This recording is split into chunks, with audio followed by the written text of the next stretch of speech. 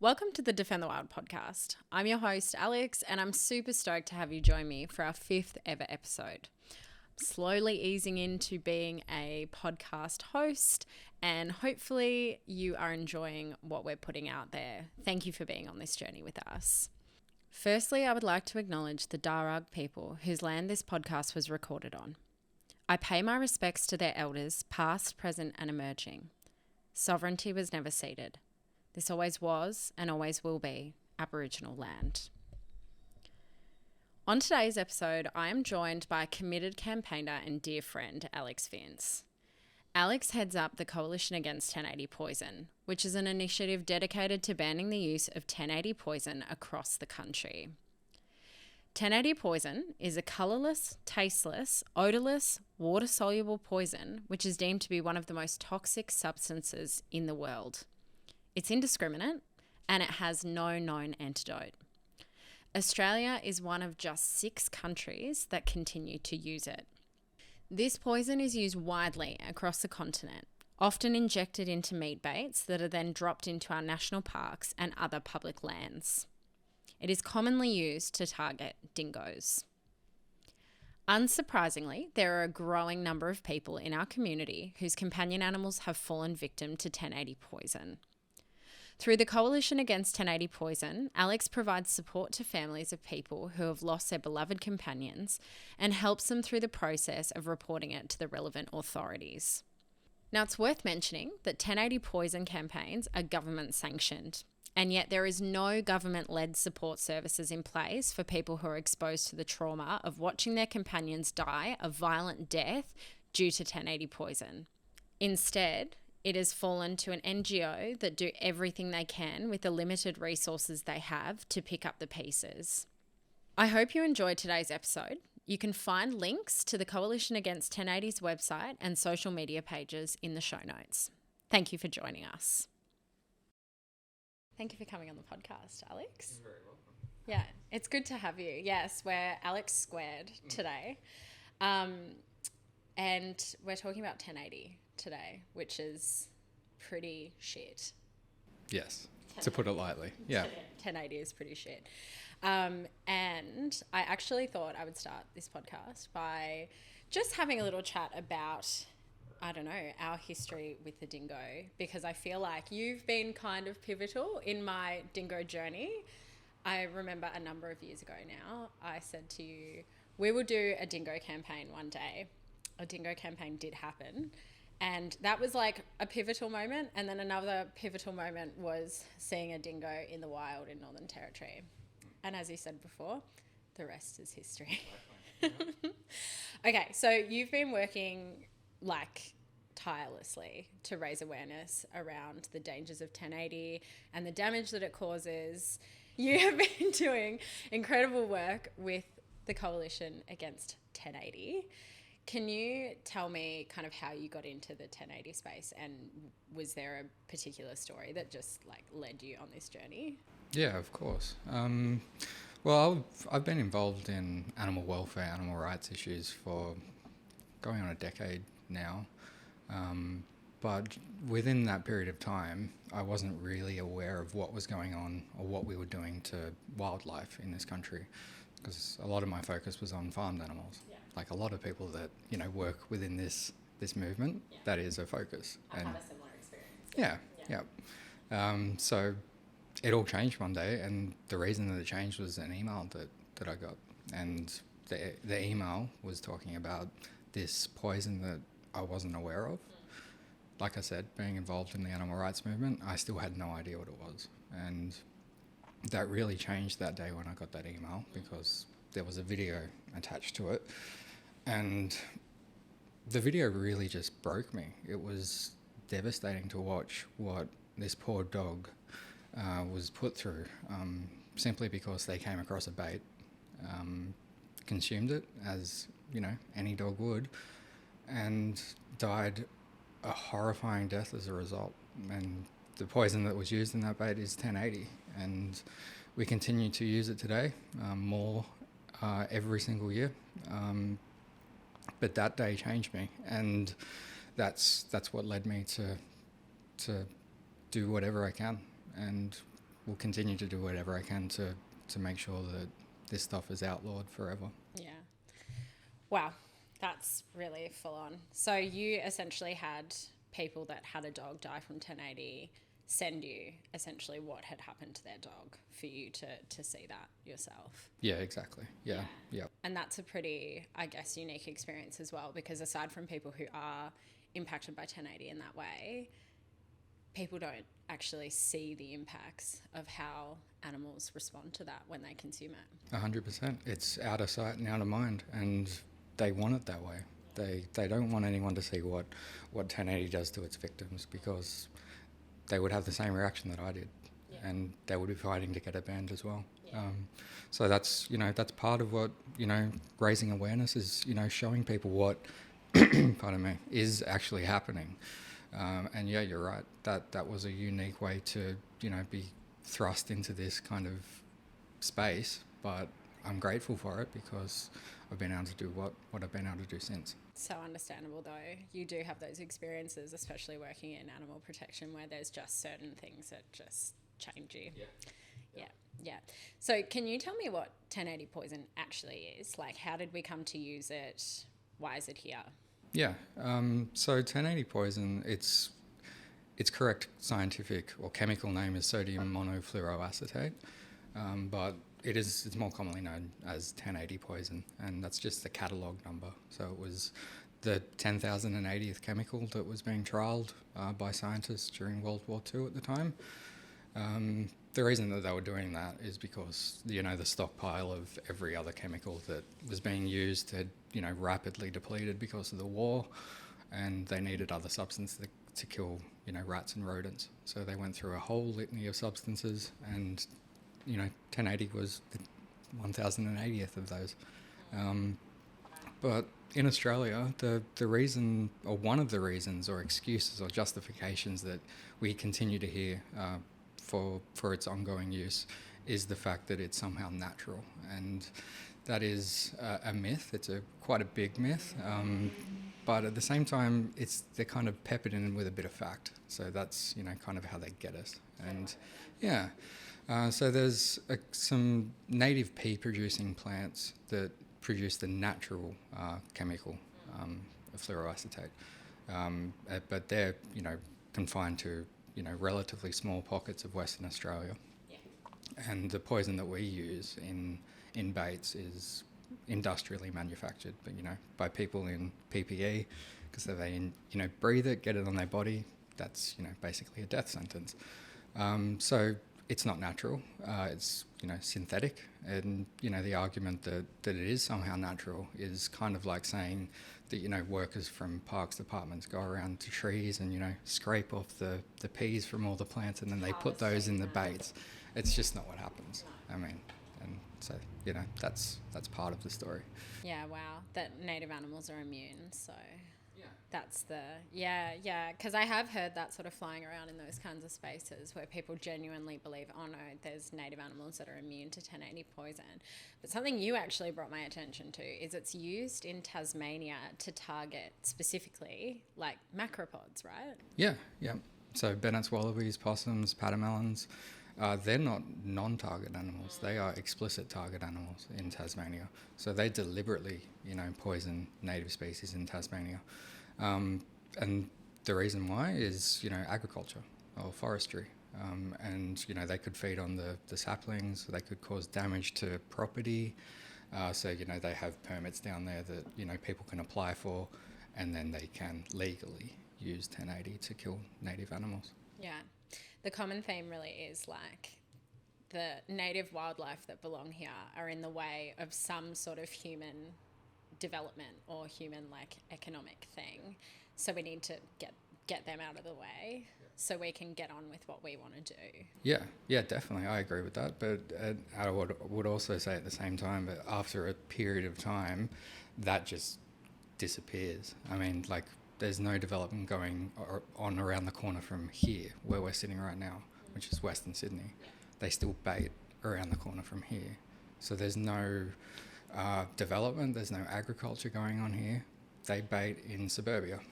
Do you have any insight into why? I have heard, and I don't fully understand everything around 1080, but I have heard that there's like stockpiles often that the government wants to use up. Do you have any insight into that?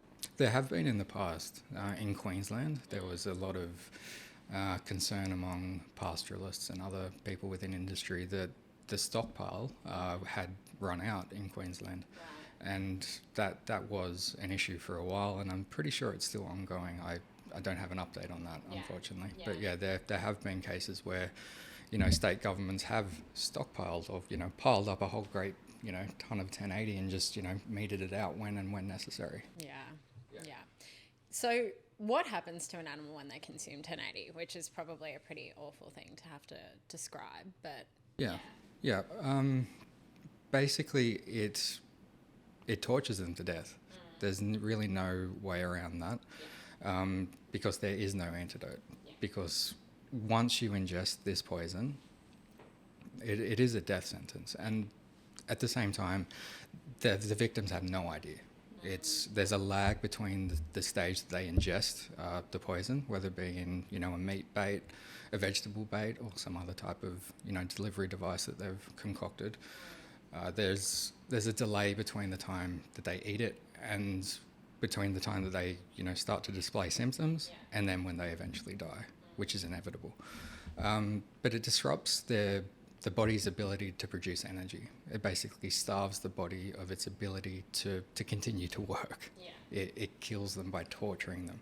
And during that time, they bleed profusely from every hole in their body, lose complete control of their body, so they will run, just get up and start bolting, run into brick walls. I've spoken to people who have seen a dog that they have loved and raised since they were born, just zip through, barbed wire fences, causing, unspeakable injuries at the same time.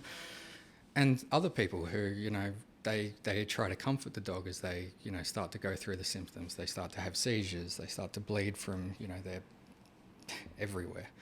So they start to hold them, tell them they love them, and there's nothing that they can do. They wait. They hold them, they tell them they love them, and they be with them in those final moments. But yeah, it is torture. Yeah.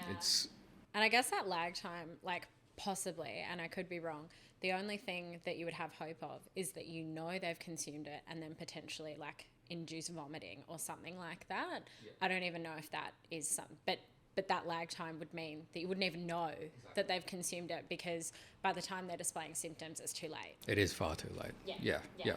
And I would say that, trying to induce vomiting is in itself dangerous, because the saliva from a poisoned animal is itself poisonous. So if you were to stick your hand down the dog's throat, try to get them to vomit, you take it out, the saliva on your hand is now poisonous as well. So I can't believe what comes out of my mouth sometimes when we talk about this stuff, but it's fact, and it's unbelievable that it's still happening. No, and like 1080 is actually banned in most countries, right? Australia is one of 6 or 7 countries. So most countries have banned 1080. Can you tell me why? Yeah, for all the reasons that we've just listed, right? Yeah, because it's indiscriminate. There's, once it's in a country, you've got no control over it. It could disappear. And like we said, that lag time, I mean, there's reasons that governments in the 50s were thinking, maybe we can use this to poison water supplies. Well, I mean, that's kind of scary though, right? Like that's just this accessible kind of substance that, I don't know how easy it is to get. Do you have any sort of insight into how hard or easy it is to actually get 1080? Yeah, it differs state by state. So there are kind of some requirements, or you kind of have to show some sort of ability to, not let this get into the wrong hands or become, causing the death of thousands of people, because it could.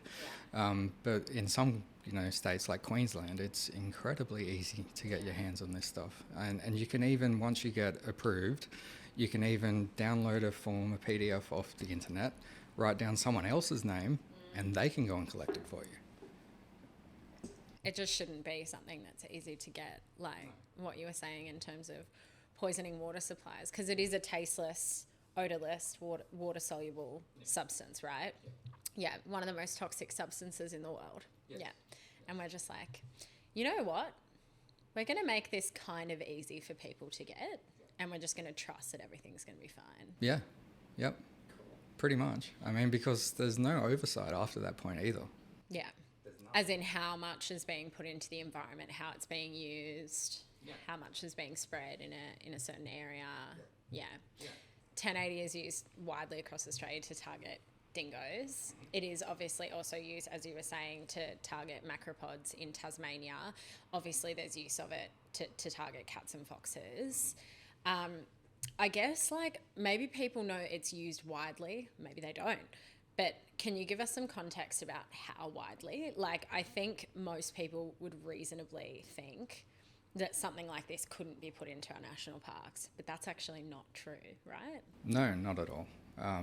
National parks, particularly here in New South Wales, are, blanketed by this stuff, like on an ongoing basis.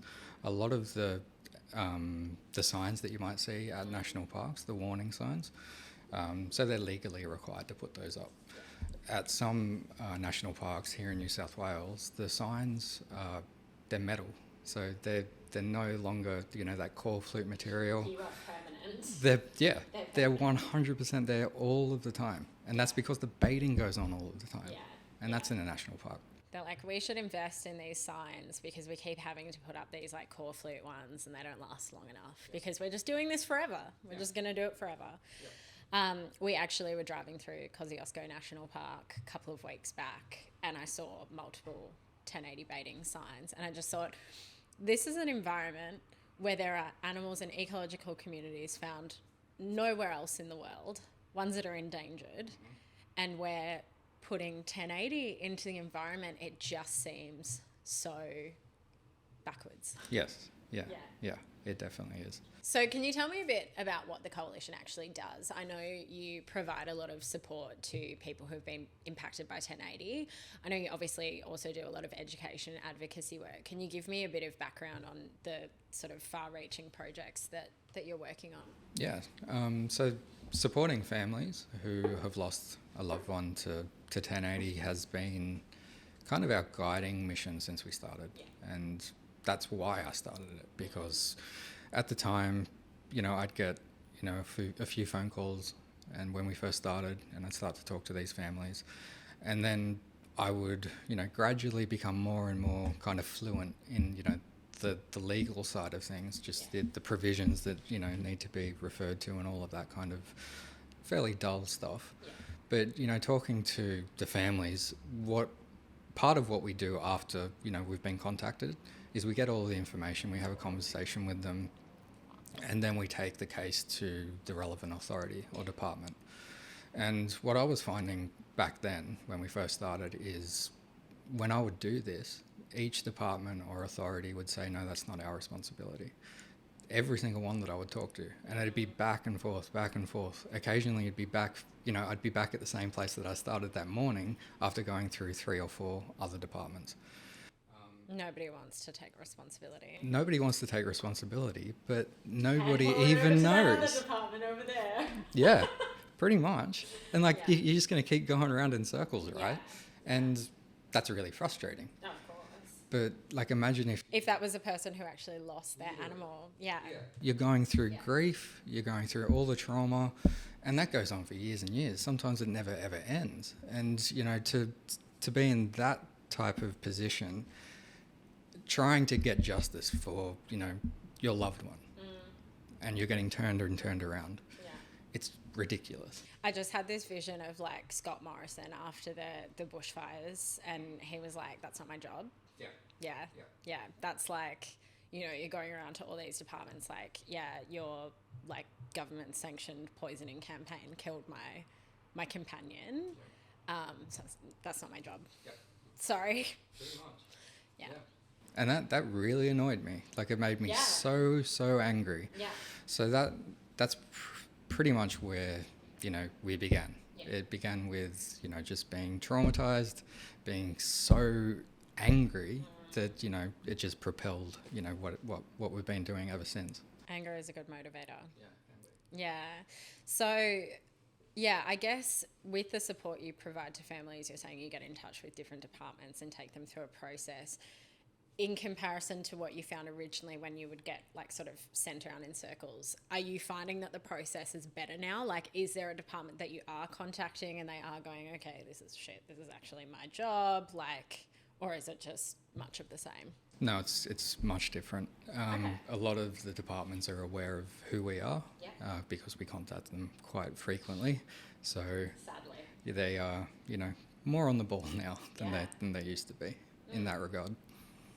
So you've made a pretty big difference in that way, because to go from, departments just kind of handballing you around to each other to now, exactly the process to take people through, that's massive in terms of like if you've just lost your animal and not in a normal way, totally abnormal, really traumatic way, to have the support that you offer and take them through that process, that they don't have to worry about that. Like, that is obviously a massive relief. But also, I think, it highlights that there isn't these kinds of programs that are put in place by governments who are actually paying and sanctioning these poisoning campaigns to happen in the first place. And then not-for-profit organisations that are often under-resourced and funded have to pick up the pieces. Yes. Yeah, and we see that time and time again all throughout, the animal welfare community. It's not unique to 1080. Yeah. It's, a sector-wide issue. And it's, you're right, it is a good thing that has changed, because I cannot imagine, I cannot begin to imagine first, watching somebody that I love just disappear in front of you. Yeah. In a horrific way. And then, a lot of people do want justice. Not all of the families that contact us, they just want to tell us what happened. They don't want to necessarily take it any further. Yeah. They just want someone to talk to and confide in. Yeah. That experience. Yeah. And more often than not, the people that don't want to go further with it are the people that live in rural communities where they do bait. Actually, you just triggered my memory to think about, actually, something I was thinking about in the car yesterday. It's something I hear about a lot. People often in rural communities, in communities that are baiting often, are losing their animals. And like, I don't buy for a second that there's people in rural communities that aren't like they are probably the most impacted by 1080 poison. Are you saying you find that people in rural communities are less likely to take it further? Yeah, absolutely. Yeah. They have good reason not to. I would never, judge them for not wanting to, go to their authorities, take it any step further than just saying, hey, this happened to me. I wanted you to be aware of it. And that does happen. And the reason that they don't want to go further is because they don't want, to face, the consequences of doing so. Yeah. And do you think that's a community sort of pressure thing? There's like an expectation within certain communities that this is how we do things, this is how we've always done it. So that's just, it is what it is kind of thing. Yeah, I think that sums up 1080 in a nutshell, really, and how it's used here. We've always done it. Yeah. I think something dingo control wise that really does my head in a little bit is it just doesn't work. If we were to put aside the fact that, dingoes are really good for the environment, we don't want to see animals suffering in the way that they're suffering. If we were just looking at it clinically, is the goal of the control programs actually working? The answer is no. There's no, removing the dingoes hasn't changed the fact that farmed animals are predated on. Yep. It just hasn't changed that. So we're not fixing the underlying problem that's causing them to be controlled in the first place. Then we're, just continuing to spread poison into the environment, taking out the apex predator that is ecologically significant and really helpful to keep ecosystems healthy. I guess for me, it's kind of why? And why aren't we instead looking at alternatives that could potentially curb you know, the risk of predation at a higher, to a better extent, I suppose. Because I think the other thing that I think is important is like, there's always going to be a risk of predation, no matter if you have lethal or non-lethal management practices in place. There is always going to be that risk, and there's probably always going to be a number of animals that are predated on, and we need to expect that if we're setting up our farming in animals' habitat or around animals' habitat. We need to account for the fact that they've got to live too, and we have to coexist with them. Exactly. Yeah. I could hardly have put that better. I think in terms of it being ineffective, that's a huge deal. Like, it doesn't work. I mean, we've been using it since the 50s here in Australia, 1950s. So that's 60 odd years. Nothing's changed in that time. Nothing has improved that has been by 1080. In fact, things have become much worse during that time.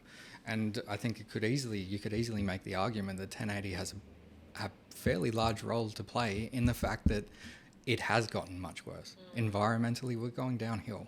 You can only just look at, you know, the rates of extinction. That's not changed in the 60 years that we've been using this. It doesn't work.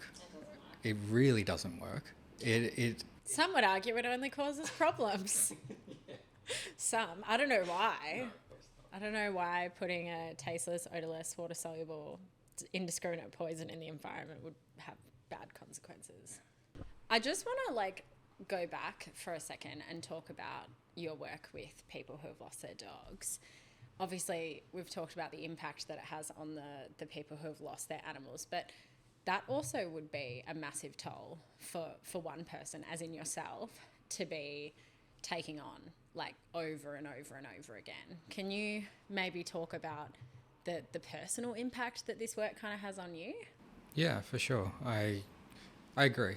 I have to acknowledge that it is very hard sometimes, particularly when there's a particular story connects with me.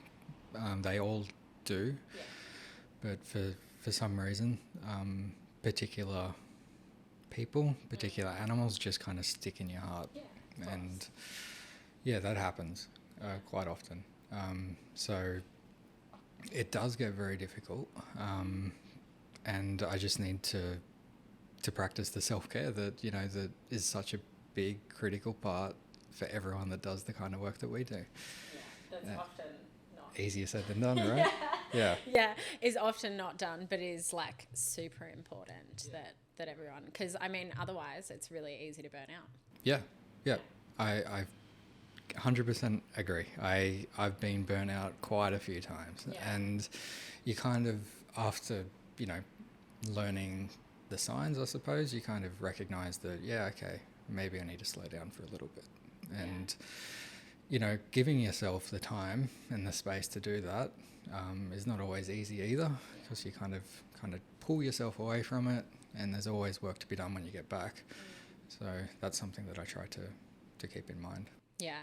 Oh, definitely. I mean, the human toll as well. There's the animal toll, but then there's the human toll as well.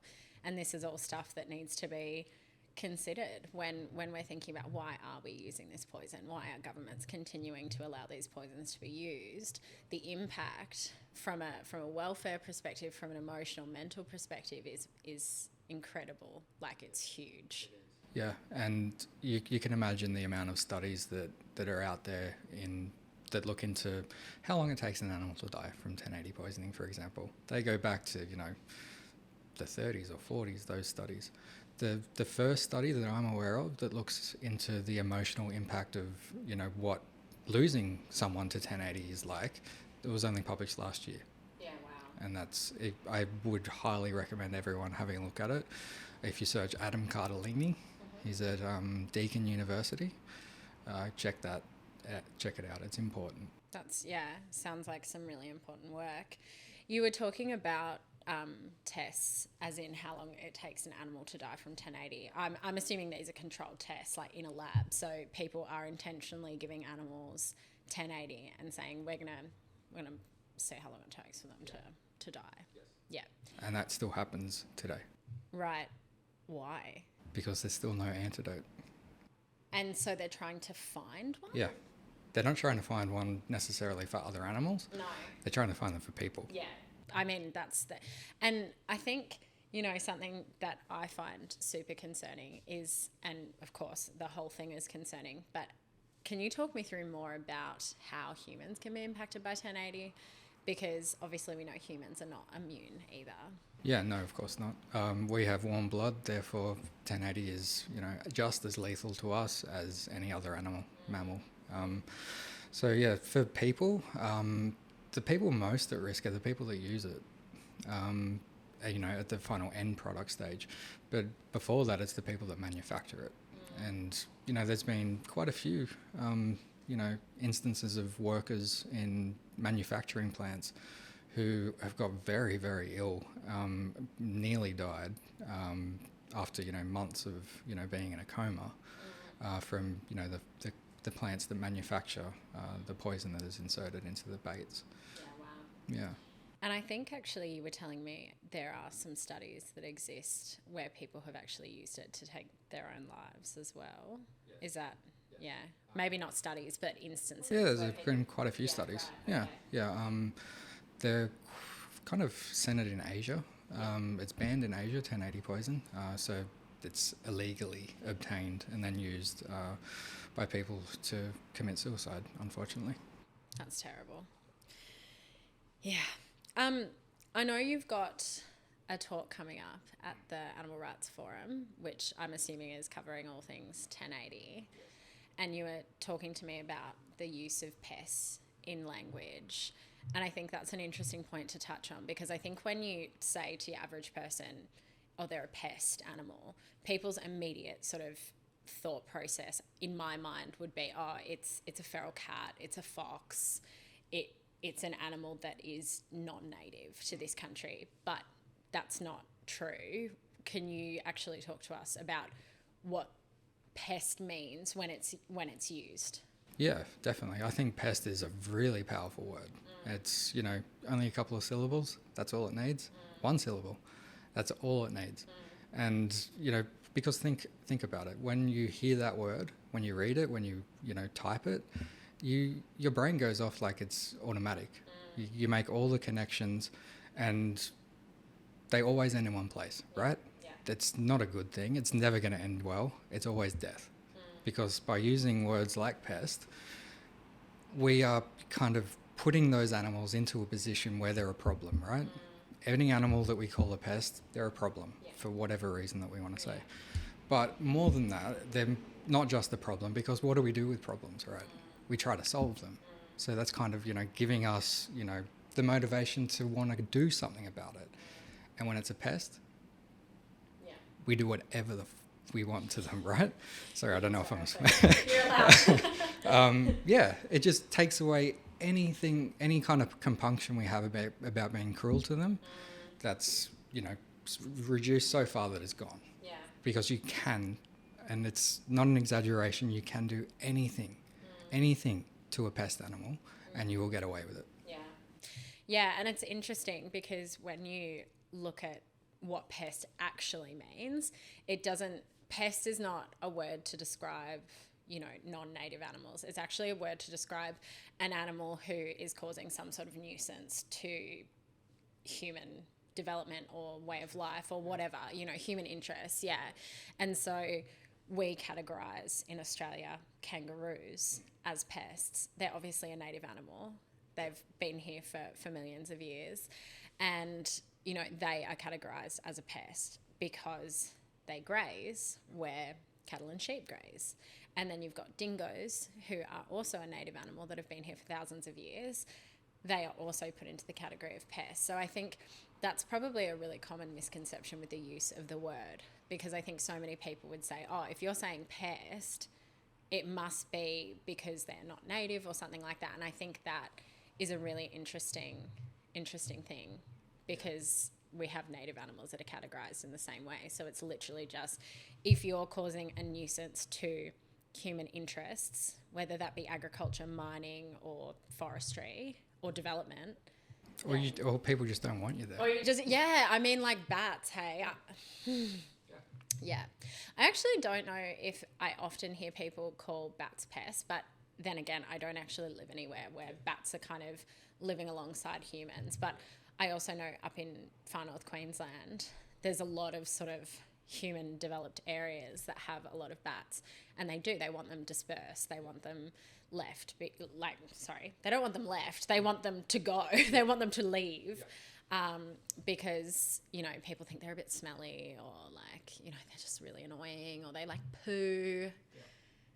Yeah. Same as brush turkeys here. Like, yeah. Really? Yeah, yeah. People don't like brush turkeys. No, because they cause a mess, you know. Oh no, I love the tuk-tuks. That's so sad. Wait, they cause a mess like in Digging up, you know, making their nests, they cause a mess. So, you know, people don't like it. Gardens. Yeah, or, you know, local parks, something like that. What? Naughty turkeys. Yeah, how dare they display natural behaviours? Yeah. Well, actually, recent sort of turn of events has seen the Northern Territory, and this is probably a little bit away from 1080, but it's on the sort of same train of, you know, the way that we control animals if we deem them to be a nuisance to us. But just yesterday or the day before, the Northern Territory government released their sort of draft management plan for crocodiles, and they're broaching the idea of trophy hunting, which is, and culling. Yep. So, I mean, it's been a hot debate for many years, I think, you know, should we cull crocodiles, shouldn't we cull crocodiles? And a really interesting thing, I follow a group called Croc Queensland, I think they are, so community representation of crocodiles. Or community representation of crocodiles. Yeah, I got that right. And they do a lot of education, particularly about like wild management of crocs. And they made a really good point of like, you know, everyone's saying, I was able to swim in this watering hole when I was younger, and now you can't swim there because there's crocodiles, and, you know, there's too many of them now. But the whole idea that culling them is going to change that, what they're saying is it gives people this false sense of security that if you're going around culling crocodiles and then saying, oh, it's safe to swim there. No, it's not. It's still not safe to swim there, because crocodiles can re-enter the area. They can spread into different habitat. They can return home if they've been taken out. So it's just this kind of thing where it's like crocodiles are an inconvenience because we want to swim in watering holes that we swam in when we were kids, probably when the populations of crocodiles were recovering from nearly being extinct, from being overhunted. And then it's like, well, no, we should kill them. We should definitely kill them because I can't swim in the watering hole that I could swim in when I was a child. Yeah. Like, number one, why do we think we're so important that it's just like, oh, I want to swim in that watering hole, so we need to kill like a bunch of these animals? All bets are off, right? Yeah. And number two, I mean, it's kind of like the logic of dingo control. It won't work. You know, you're not going to kill, the goal wouldn't be to kill every single crocodile, obviously. So if there are crocodiles present in the environment, you are not safe to swim in croc country. Exactly. Yeah. I mean, we just have like a really detached view of the environment and nature, right? Like for so many things, we just think we're detached from it. We're not part of it. Yeah. And, you know, living in cities is probably got a big part to do with that. Yeah. Yeah. And it is true. So many people live in cities where they're so like disconnected from nature. We've kind of, disconnected in such a big way. I was actually watching someone's video on Instagram the other day. He's sort of he's wild man. I don't know if you follow him. He does a lot of education on wildlife, and he is up around the top end a lot. And he was like, it is so easy not to get eaten by a crocodile. Like, he's like, they are one of the easiest animals to coexist with. It's like, there's two things you do. You don't go in the water, and you don't stand on the water's edge. Yeah. They're the two things that you have to do to not get eaten by a crocodile. People. It's not that fucking hard. It's so easy. Yeah. And then I guess another one we could touch on is, you know, the dingoes at Gari. Because, you know, I think there's this misconception that it's the only place in Australia where dingoes are safe and protected. Which, I mean, in theory, that is meant to be how it is. But then we let 500,000 tourists go to Gari every year. And you know, dingoes are becoming habituated because people don't follow the rules. And then when a dingo becomes habituated and they might give someone a nip or whatever, displaying pretty, you know, I guess predictable behaviours, if you've put an animal in that situation and you're making them more and more comfortable around humans and you're running or doing any of these kinds of things, it's going to happen. And then ultimately the dingoes pay the price because people aren't doing the right thing. Yeah. Yes, animals are not having a good time here in Australia. If you're an international listener, Australia does a pretty shit job with their wildlife. They Yeah. sure do. We sure do.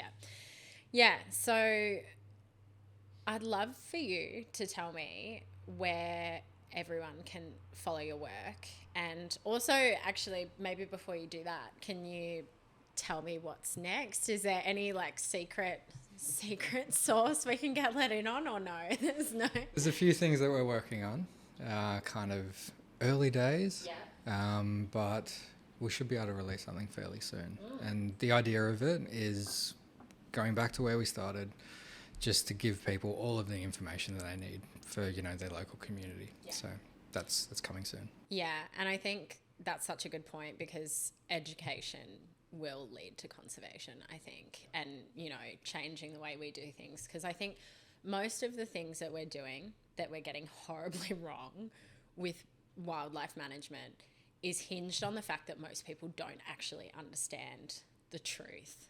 Yes. Because we've been exposed to so much misinformation around the management of wildlife and 1080 and wild dogs, dingoes.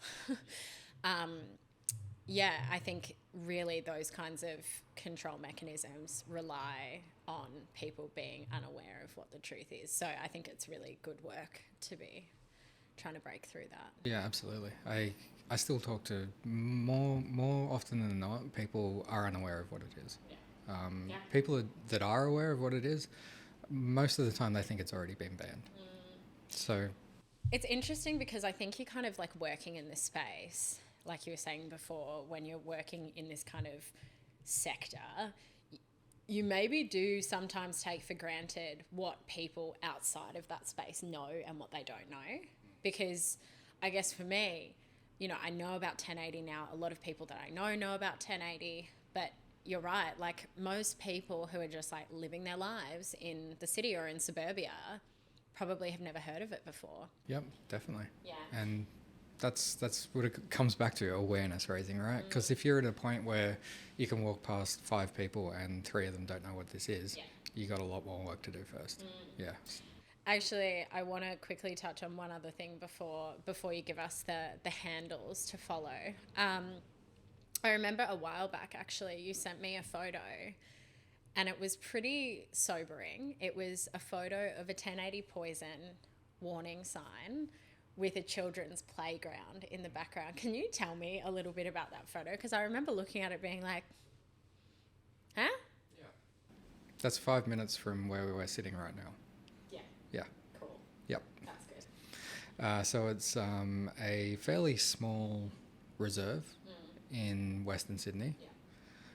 There's a lake around the reserve, and apparently some foxes live there. I've never seen a fox. I live here. I've seen one dead fox on the highway in 5 years. Not saying there's not more foxes. There could be. But yeah, that sign was, you know, zip tied to a pole, you know, meters away from a kid's playground. And you wouldn't see that anywhere else in the world. There's no chance you'd see anything like that anywhere else. Just like children play. Like, I mean, I know, you know, maybe it's pretty unlikely that a child's going to... But then again, kids put some weird shit in their mouths. I mean, like, they just pick stuff up and they're like, you know, they're just like working the world out. They're like, oh, touch, feel, taste, maybe. It's not that crazy to me that a child could pick something up and put it in their mouth. To be honest, I'm surprised that it hasn't happened yet. Like, it's been Yeah, I know. 6 Well, decades. Yeah. I'm really surprised it hasn't happened. I obviously hope that it doesn't. Yes. But, you know, I'm very surprised that it hasn't. Especially with how flippant it's used. Dropping it out of like helicopters. Yeah. Yeah. You can't get more, like, you know, reckless than that. Okay, so where can we follow your work and keep up to date with the latest for the Coalition Against 1080 Poison, not to be confused with the Coalition for 1080 Poison? So the best places are probably Facebook and Instagram. But probably even better than that is just the website, which is ban1080.org.au. Yeah, there's some great info on there with references as well. Yeah. Awesome. Thank you for joining me for the Defend the Wild podcast. Thank you for having me. And we'll probably do this again sometime, I imagine.